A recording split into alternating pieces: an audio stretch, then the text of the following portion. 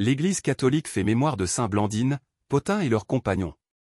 L'histoire de l'Évangile du Christ s'ouvre en Gaule avec les 48 martyrs de Lyon, avant même la fin du IIe siècle. Nous disposons d'une lettre circulaire des églises de Lyon et de Vienne, envoyée aux églises d'Asie mineure. Ce document relate le martyre de toute une communauté emprisonnée, jetée aux bêtes et torturée jusqu'au dernier souffle. Une communauté d'une extrême diversité d'âge, d'origine et de conditions sociales. Le vieil évêque Pothin avait 90 ans et un jeune Ponticu, seulement 15. Dans ce groupe rayonne Blandine, vive flamme d'amour du Christ. Son doux prénom signifie en latin « caressant ». On a d'elle ce témoignage oculaire, faible et petite, elle s'avançait dans le théâtre, pleine de joie comme si elle était invitée à un festin de noces. Lancée en l'air par un taureau, elle répétait qu'elle ne ressentait rien, à cause de l'espérance qui était en elle et parce qu'elle conversait avec le Christ. Après le martyre de la première église chrétienne de Gaule, saint Irénée succédera à saint Pothin comme évêque.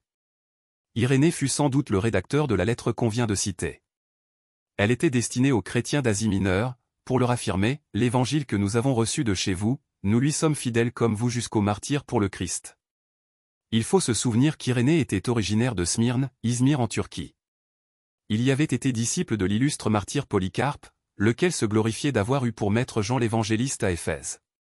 On voit l'admirable expansion de la bonne nouvelle de Jésus-Christ, des rives de la mer Égée jusqu'au confluent du Rhône et de la Saône.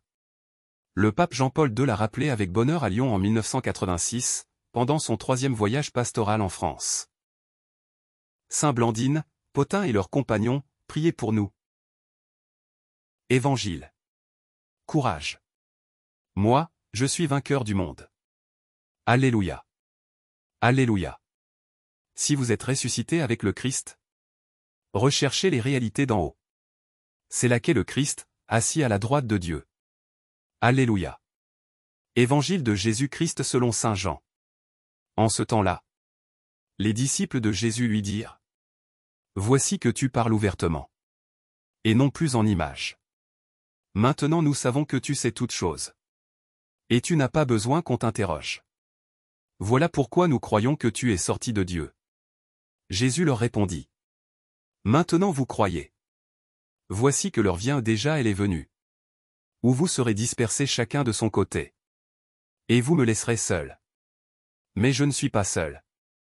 Puisque le Père est avec moi. Je vous ai parlé ainsi, afin qu'en moi vous ayez la paix. Dans le monde, vous avez à souffrir. Mais courage.